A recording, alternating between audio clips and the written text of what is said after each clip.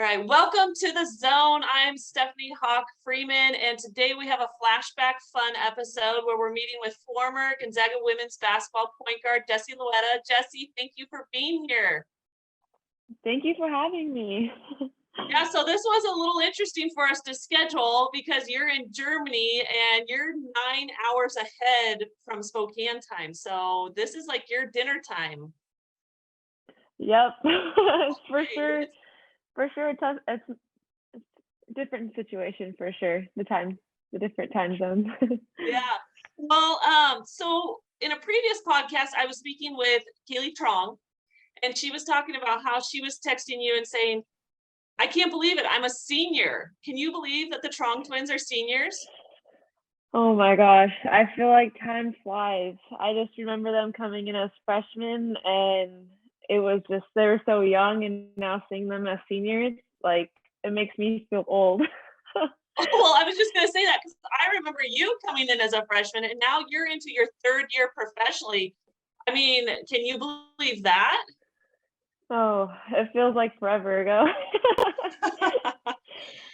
Well, speaking towards that, just staying in contact, that Gonzaga family, especially on the women's side, just speak towards staying connected with the players. I mean, it's not like you just graduate and move on, right? You're still staying in touch with players. How do you keep those connections, those relationships going? And what does it look like mentoring them?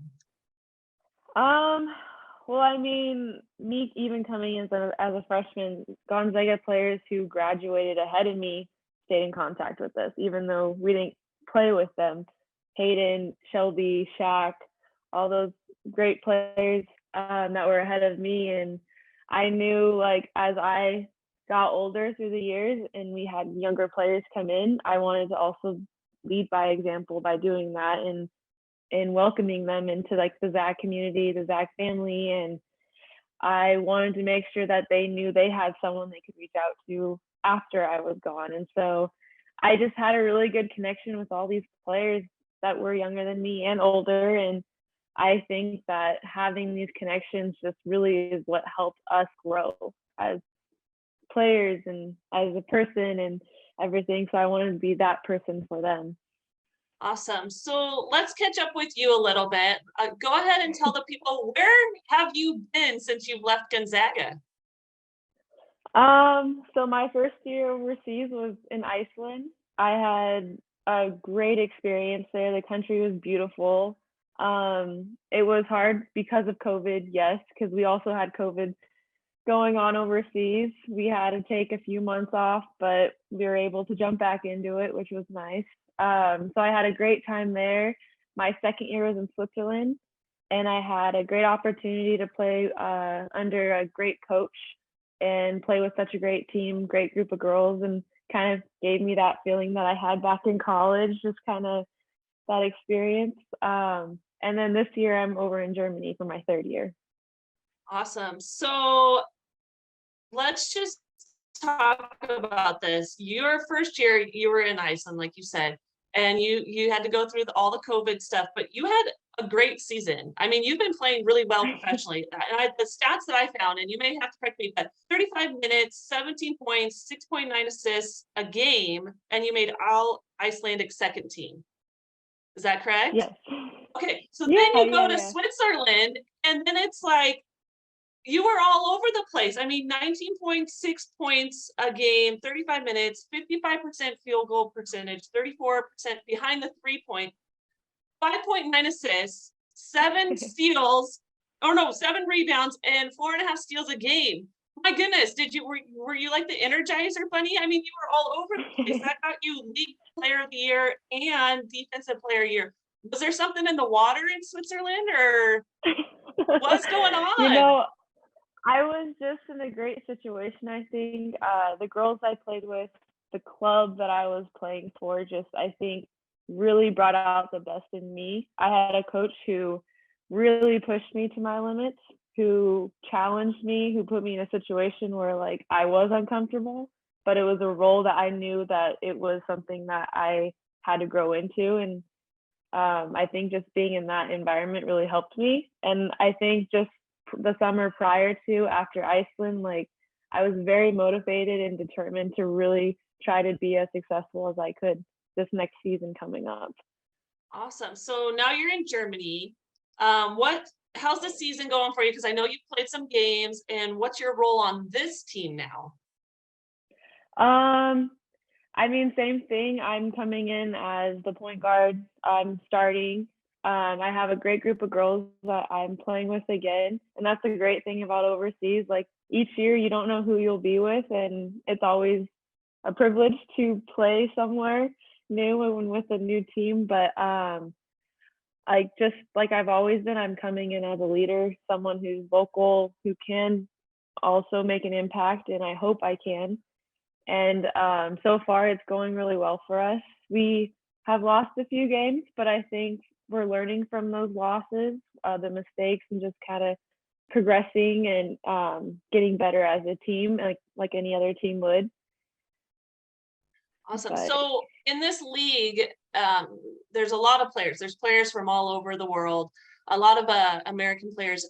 Is there anybody in the league that you're currently in that's from the WCC or GU that you may face against or have already played? yeah, well, so Laura Stockton's in my league, so I'll get the opportunity to play against her, and it's been forever since we've played against each other because growing up we've played against each other in tournaments of AU, travel ball, like then we had the opportunity to play together, and now we're playing against each other again. But I think it'll be fun. Paisley from BYU is also in this league. There's a point guard from Pacific. There's a guard here that also plays a 4 from Denmark who played at Pacific, who I played against my senior year. And we were getting to talk, we talked a little bit about that. And I told her, like, I'll be honest, I don't remember you only because it was for a year. So we laugh about it. But overseas, you tend to run into a lot of players you either played against or with, or ones that knew you and who you knew as well, just because it's the basketball world and you don't see how connected until you're in. And so it's kind of cool. Okay, so just tell me a little bit. What was your favorite part or place or food from each place? So Iceland, Switzerland, and now that you're in Germany, or a memory or something like that. Just tell us a little bit of your favorite. Well, for Iceland, food wise, I've never had lamb before in my whole life. And there's a family that welcomed me. And when I first came in, I played with their daughter there. And they introduced me to the Icelandic culture and how lamb was part of it. And so I got to really dive into that there, which was pretty fun. I got to experience like the volcano that erupted, and not a lot of people got the chance to see. And tourists would travel to come see. And the fact that I lived 40 minutes from it was bizarre to me. I got to see the northern lights that people dream to see, and I didn't know was a thing until I got there. And I'm just like, oh, I see this every night. This is cool. But Iceland for sure just was a whole other world to me. It was new. I got to experience so many things out in the nature and just the culture and stuff. Switzerland was the same thing. I met so many wonderful people. I didn't realize how big cheese was to them, or raclette. It's like cheese and potatoes. It's like a dish that they have, and they have it so often. So I don't think I've had as much cheese in my life until I lived in Switzerland. But the great thing I think about Switzerland though was there's different parts. There's like the Swiss French, the Swiss German, the Swiss Italian. So you kind of experience all these different cultures within this country and theirs as well. And so it's a little different, but that part was really fun. But definitely just knowing how cheese was so like big for them.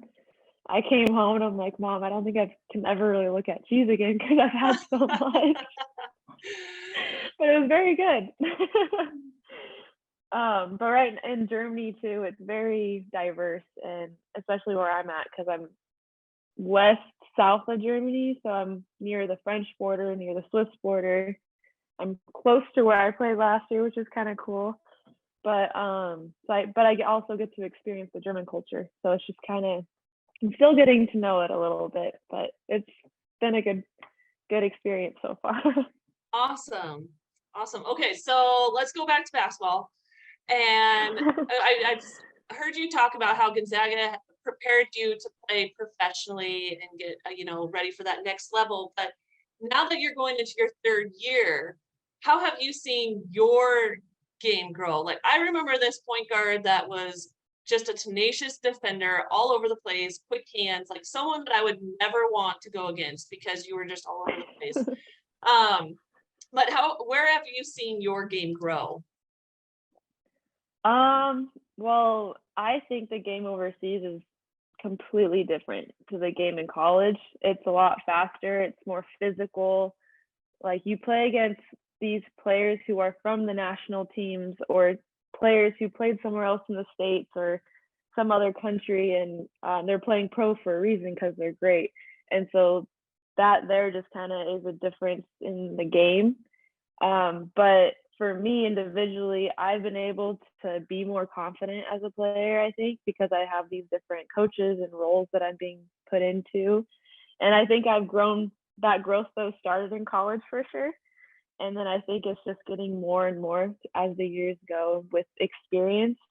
But I think defensively, I've been able to become a stronger vocal leader and defender as well, and continue that. And then offensively, I think I'm filling into the role of being more aggressive and confident and just kind of knowing more about the game. And I feel like I'm growing with kind of how things work, and also just playing with players who play different styles as well, because then I pick up on those things.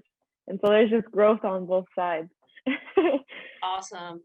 Jessie, okay, so before I let you go today, I'm gonna let you choose.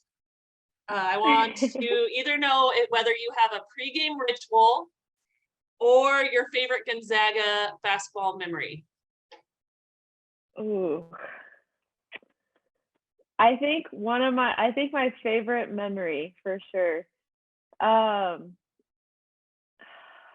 There's so many. I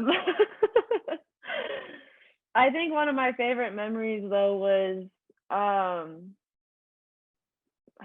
gosh. Okay. One of my favorite memories I think was my third year at Gonzaga. The fact that we were able to have such great success in our season, and we were able to continue that success. And then when it came to the tournament, we won that first round, and we're just like, yes, we're into the second round. And then I think just that moment just showed, like, guys, like, like just the feeling we had after that first game and us celebrating, getting ready to play OSU. It just, for me, was so fun to experience. I know the outcome wasn't what we wanted, but I think just that growth that we had from the years before and that year just really showed who we've become. And I just always remember just that game was so fun to play with everybody. And I know we lost some great players who couldn't play with us, but just that team that year was so fun to play with. And then my senior year just kind of, it kept going. And so I think that was just one of my favorite memories, is that, like, after making it to that second round, after being only in the first round the first couple of years, it was just a great feeling to have. Yeah, those feelings, you're right. That's something that you never forget about. Jessie, thank you for joining us today on The Zone on Gonzaga Nation. It's been so great catching up with you, and we just wish you the best of luck with the rest of your season, and take care. Thank you so much for having me. I appreciate it. And thank you for everything and all the support.